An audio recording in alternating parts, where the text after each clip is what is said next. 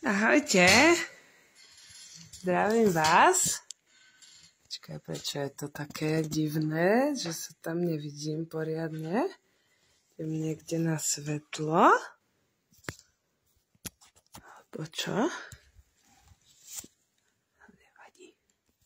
No tak, idem s vami zdieľať, už som dlho nevysielala a vidím, že vždycky sú v poli po roku rovnaké témy, lebo každý rok mi pripomína Facebook, teda vlastne každý deň mi pripomína, čo som tam dávala v ten deň pred rokom, pred 2 rokmi a tak.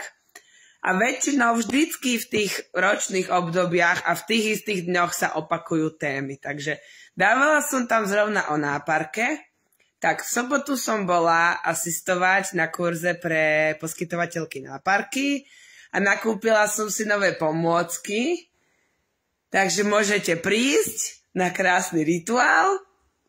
Potom som tam mala o socializácii a zraniteľnosti a krehkosti a tým, že človek sa potrebuje niekedy aj izolovať do kľudu, ale potom sa potrebuje zase už socializovať, tak presne toto teraz.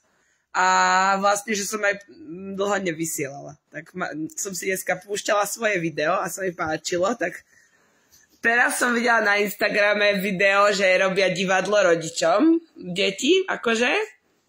A že kto toto nerobil, tak nežil. Tak som si spomenula, keď som ja bola decko a som si povedala, že vám o tom porozprávam.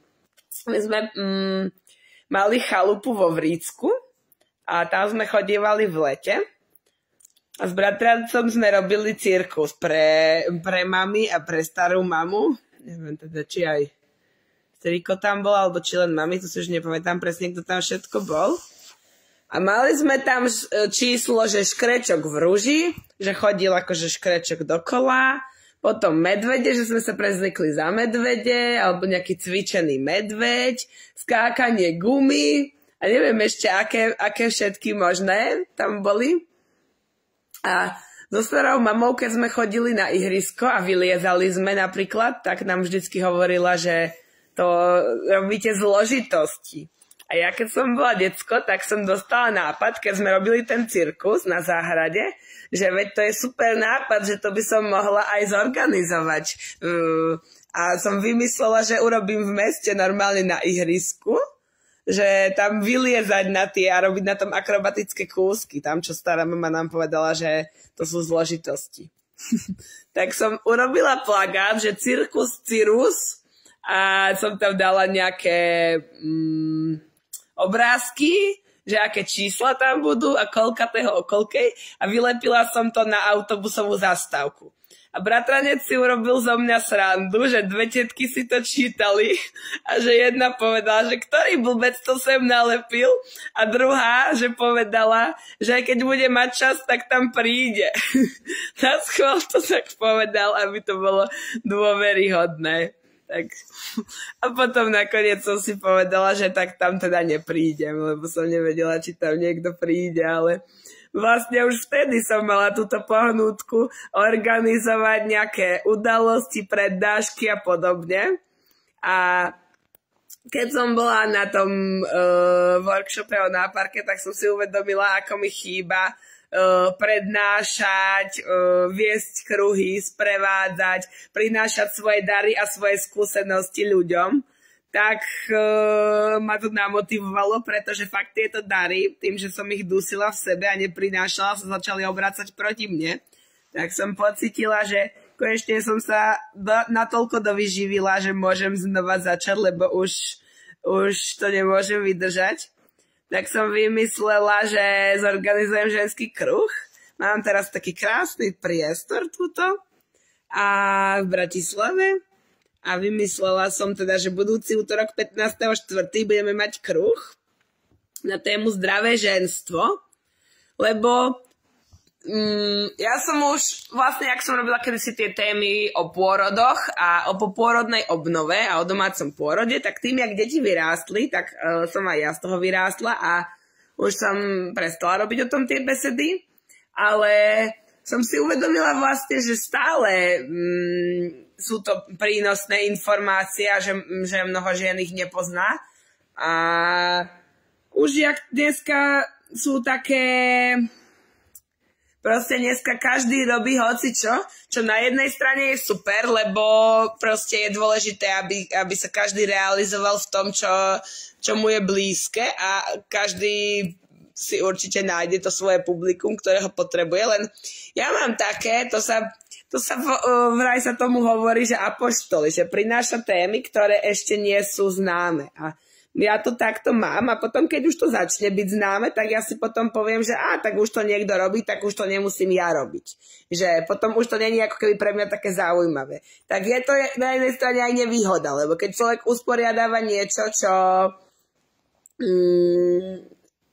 už je známe a robí to veľa ľudí, tak je to nie je, že konkurencia, lebo každý máme inú esenciu. A je to práve dobré, lebo ženské kruhy už dneska sú známa vec a je ich strašne veľa a není to už brané ako niečo preboha, čo tam čarodejnice, ale už je to brané tak normálne. Čiže zase v tomto je fajn napríklad robiť tie ženské kruhy, že proste už to počuli ženy, už sa s tým stretli, že také niečo existuje, čiže nebudú z toho vydesené, že preboha, aj keď možno niekto bude, ale to už je jeho vec. Ale že niečo, proste som mala taký pocit, že to už nemá zmysel ani niečo robiť. Alebo aj hypersenzitivita. Keď som začala pred 2 rokmi robiť kurzy o hypersenzitivite, vtedy toho nebolo. V dnešnej dobe už to začína byť celkom známe a vyhľadávaná téma. Tak som zase trochu s tým stiahla, lebo už sa mi to nechcelo. A vlastne zbytočne som si tie svoje dary proti sebe obrátila. Potom som mala dlho potrebu bezpečia, tak som to zdieľala len s ľuďmi, ktorí mi rozumejú, čo bolo super, lebo predtým bol zase druhý extrém, že som všetko povedala na internet, aby to tam každý videl a to tiež... Bolo to dobré svojho času, prinieslo mi to veľa kamarátov, klientiek, sledovateľov, priateľstiev, všetkého možného, aj podpory, keď som aj ja potrebovala. Ale potom už som sa necítila v tom dobre, už som si potrebovala chrániť súkromie, takže už to bolo dobré, že som hovorila iba tým ozaj, čo viem, že sú bezpeční. Ale už teraz som pocítila zase, že už potrebujem aj to publikum a že už potrebujem ten kontakt so svetom, aj keď nie je úplne bezpečný a že potrebujem znova byť sama sebe bezpečná. Mala som obdobie, že sa riešilo veľmi veľa vecí a nedalo sa to vyriešiť ani naraz. Tak som zistila, že proste ja to ani nemôžem z takéhoto miesta vyriešiť. Ja sa potrebujem najprv sama vyživiť. A potrebujem si chodiť maľovať a postarať sa o seba a nič neriešiť. A podarilo sa to vyživiť. A napríklad aj keď niečo riešim, tak si poviem, že budem to riešiť len po obal. Lebo kedysi som riešila veci vnútorne. Veľa vnútorne a v terapiách a sama si. A v realite až tak nie. Potom som zistila, že potrebujem riešiť veci aj v realite. Tak som začala.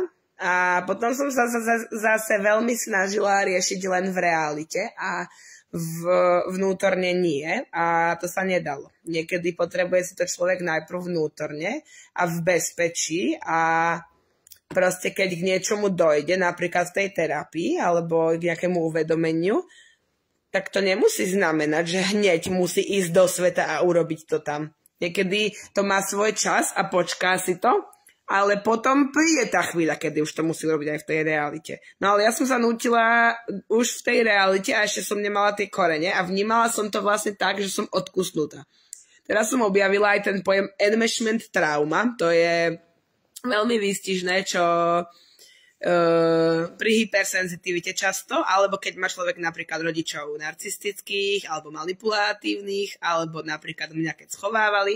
Proste ide tam o to, že dieťa nadmerne naciťuje rodičov, že v rodine nie sú hranice, nie je tam bezpečie a nie je tam súkromie. Je tam proste nadmerná blízkosť, nadmerné zachraňovanie a podobne a z toho môže byť tiež trauma, alebo potom často tá manipulácia napríklad je, že človek musí vyciťovať, čo druhí chcú, alebo že druhí takým manipulatívnym spôsobom na ňo idú a ak není vnímavý, alebo ak alebo je nadmerne vnímavý a vie, čo od neho chcú a ide to plniť a nemá hranice.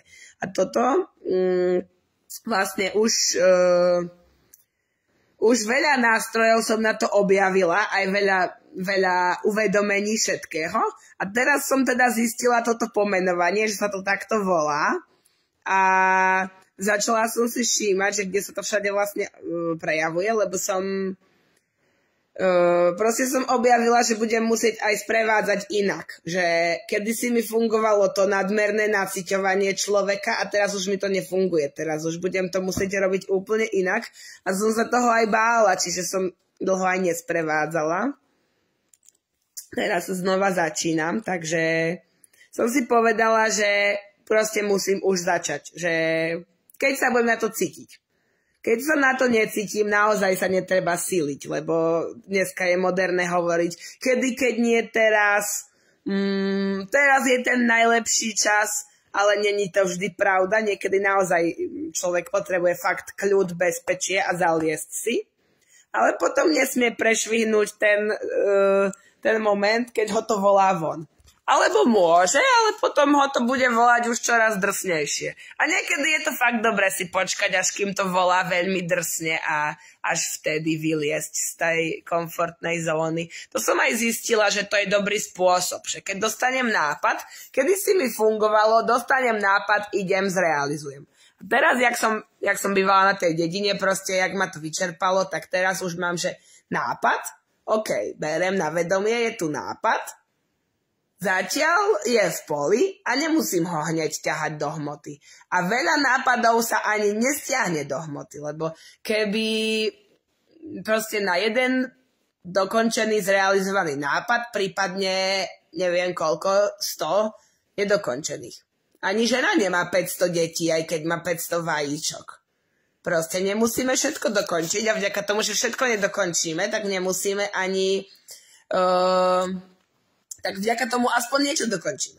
Čiže teraz som začala robiť to, že OK, je tu nápad, berem ho na vedomie, je v poli. Ale zatiaľ nerobím nič.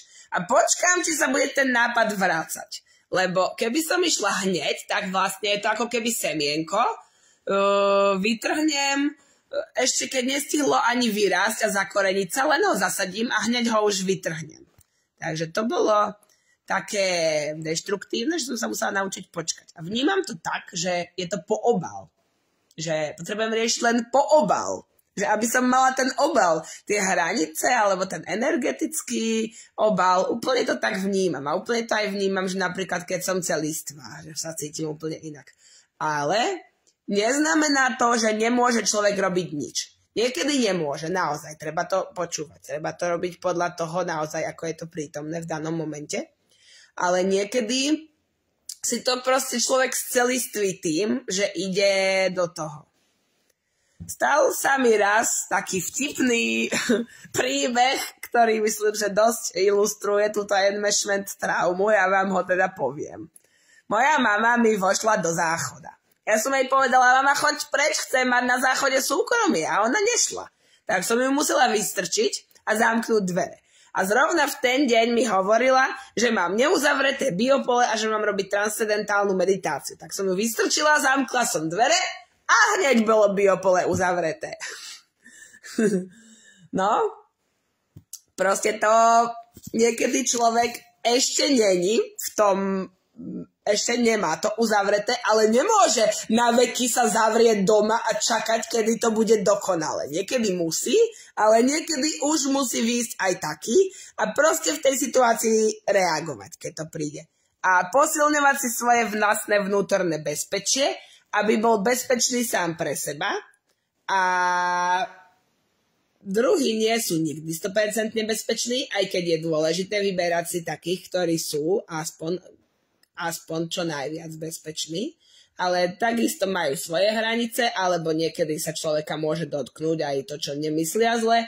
Proste, alebo niekedy môžeme aj s milým človekom potrebovať prísť do kontaktu, lebo mu musíme vyjadriť, že niečo vadilo, alebo že niečo není s nami súladné a potrebujeme byť my pre seba bezpeční. Takže teraz som si povedala, že po dlhej dobe, vlastne za minulý rok som robila len jeden kruh aj s mojím mužičkom, mužsko-ženský, na tému mužská a ženská časť v nás. Robili sme tam krásne konštelácie vnútornej ženy a vnútorného muža. A potom celý rok nič, vôbec ma to nepúšťalo, proste toľko procesov sa dialo v rodine.